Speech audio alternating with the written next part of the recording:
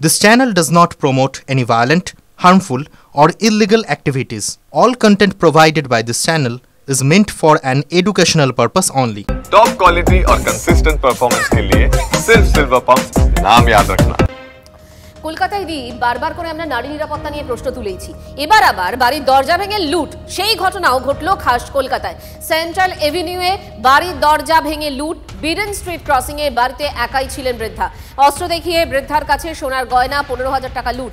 বৃদ্ধার একাকী থাকার সুযোগ নিয়েই এই হামলা বলে মনে করা হচ্ছে। সুপ্রিয় এই মুহূর্তে আমাদের সঙ্গে রয়েছে, সরাসরি কথা বলবো সুপ্রিয়র সঙ্গে। সুপ্রিয়, পুলিশ কি বলছে এখনো পর্যন্ত ঘটনার পেছনে কারা থাকতে পারে, কি কি তথ্য পাচ্ছি আমরা? মঞ্জিরা, তোমাকে প্রথমে যেটা বলবো যে ইতিমধ্যেই গোটা ঘটনা তদন্ত শুরু করেছে বটতলা থানার পুলিশ, এবং যে বাড়িতে এই লুটপাটের ঘটনা ঘটেছে সেই বাড়ির একজন কেয়ারটেকার, তাকে ইতিমধ্যেই বটতলা থানাতে জিজ্ঞাসাবাদ চালানো হচ্ছে। অন্যদিকে বাড়ির যারা আরও কেয়ারটেকার এবং পরিচারিকা রয়েছে, বা বাড়ির যিনি মালকিন অর্থাৎ মধুমিতা রয় নামের বছর 68 বৃদ্ধা, তার সঙ্গেও কিন্তু কথা বলছেন তদন্তকারী আধিকারিকরা। ক্যামেরা পার্সন সুদেব আমার সঙ্গে রয়েছে। আমরা বাড়িটার ছবিটা একটু দেখানোর চেষ্টা করব এখান থেকে, যদিও বাড়ির গেট এই মুহূর্তে ভেতর থেকে বন্ধ অবস্থায় রয়েছে।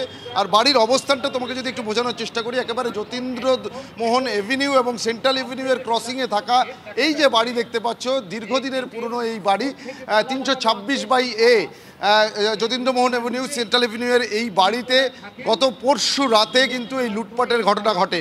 আর এই বাড়িতে ঢোকার ক্ষেত্রে কিন্তু সাধারণত বাড়ির গেটে একজন কেয়ারটেকার থাকেন এবং ভেতরে আরও একজন কেয়ারটেকার, এবং এই যে বৃদ্ধা মধুমিতা রায় বছর 68 বয়স, তিনি কিন্তু বেশ কিছুদিন যাবৎ অসুস্থ অবস্থাতে রয়েছে। সেই জায়গা থেকে বাড়িতে ঢোকার ক্ষেত্রে কেয়ারটেকারদের অনুমতি নিয়ে তারপরেই কিন্তু ঢুকতে হয়। এবং সেক্ষেত্রে এই বাড়ির যিনি পরিচারিকা রয়েছেন তিনি কিন্তু যেটা দাবি করছেন যে বুধবার রাতে 10:30 নাগাদ তিনি রিমোট দিয়ে বাড়ির দরজা খুলেছিলেন, এবং তারপরে কি হয়েছে তিনি সে বিষয়ে কিছুই জানেন না। কিন্তু একটা বিষয়, ইতিমধ্যেই কয়েকজন এই বাড়িতে ঢোকে, তারা তাদের হাতে অস্ত্রশস্ত্র ছিল, তারা নিয়ে অস্ত্র নিয়ে ঢুকেই কিন্তু লুটপাট চালিয়েছে। এবং এখনও পর্যন্ত পুলিশ সূত্রে আমরা যেটা জানতে পারছি যে 15,000 টাকা এবং বেশ কয়েক লক্ষ টাকার গহনা এই বাড়ি থেকে লুটপাট চালানো হয়েছে, এমনটাই কিন্তু সূত্র মারফত জানা যাচ্ছে।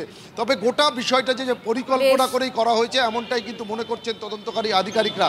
তার কারণ ওই বৃদ্ধা একা থাকেন, তার 3 কন্যা সন্তান, তারা প্রত্যেকেই বাইরে থাকেন। এবং আরও একবার দেখানোর চেষ্টা করব, এই বাড়িটা কিন্তু শহর কলকাতার বলা যেতে পারে যে বনেদি বাড়ি। তার কারণ এই যে PN মিত্র সলিসিটার, মানে শহর কলকাতার এক সময়ের একেবারে নাম করা সলিসিটার ছিলেন এই PN মিত্র, তারই কিন্তু এই বাড়ি, এবং সেই পরিবারেরই বৃদ্ধা মধুমিতা রয়, তিনি একাই থাকতেন।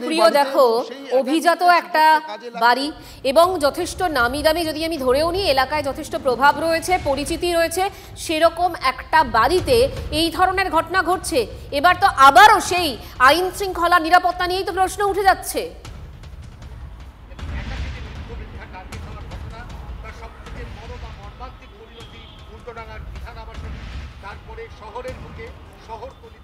সুপ্রিয়, শুনতে পেলে? হ্যাঁ, শোনা যাচ্ছে। সুপ্রিয়, বক্তব্য হচ্ছে একজন প্রাক্তন সলিসিটার, মানে এলাকায় পরিচিতি যথেষ্ট রয়েছে, অভিজাত একটা বাড়ি, সেরকম একটা বাড়িতে যখন এই ধরনের ঘটনা ঘটছে, আবারও তো আইন শৃঙ্খলা নিয়ে, নিরাপত্তা নিয়ে প্রশ্ন উঠে যাচ্ছে। স্বাভাবিকভাবেই একটা নিরাপত্তা নিয়ে প্রশ্ন তো সামনে উঠে আসতেই শুরু করেছে, অবশ্যই তা বলার অপেক্ষা রাখে না। তবে ইতিমধ্যেই গোটা ঘটনার তদন্ত শুরু হয়েছে, এবং যে জায়গাতে এই বাড়ি, এই জায়গাতে এ ধরনের একটা লুটপাটের ঘটনা কিন্তু স্বাভাবিকভাবেই এর পেছনে পরিচিত কারুর ইনভলভমেন্ট আছে, এমনটাই কিন্তু প্রাথমিকভাবে মনে করছেন তদন্তকারীরা। তার কারণ তা না হলে কিন্তু এই যে বৃদ্ধা, তিনি একাকী থাকেন এবং তিনি যে অসুস্থ সেভাবে তিনি সক্ষম নয় বা প্রতিরোধ করতে পারবেন না, এই বিষয়গুলো জানার কারণেই কিন্তু এই লুটপাট চালানোর পরিকল্পনা। এই মুহূর্তে আমাদের সঙ্গে রয়েছেন প্রাক্তন ডিসিপি সত্যজিৎ বন্দ্যোপাধ্যায়। সত্যজিৎ বাবু, শহর কলকাতায় টার্গেট করা হচ্ছে একাকী বৃদ্ধ বৃদ্ধাদের, এবং আবারও এই একই ঘটনা ঘটে গেল শহর কলকাতায়, এবং বিশিষ্ট জনদের বাড়িও হামলার হাত থেকে রেহাই পাচ্ছে না, কি বলবেন?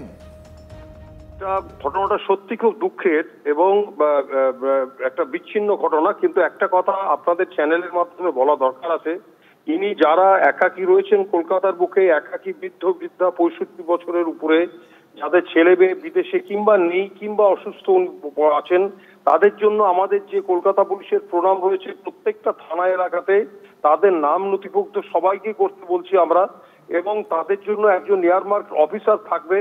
প্রত্যেক সপ্তাহে তাদের সাথে যোগাযোগ থাকবে, ফোন নাম্বার দেওয়া থাকবে, লেডি সাব ইন্সপেক্টর আছে এর মধ্যে, তারা এসে যোগাযোগ করবে এবং তার সুরক্ষার সার্বিকভাবে ব্যবস্থা নেবে।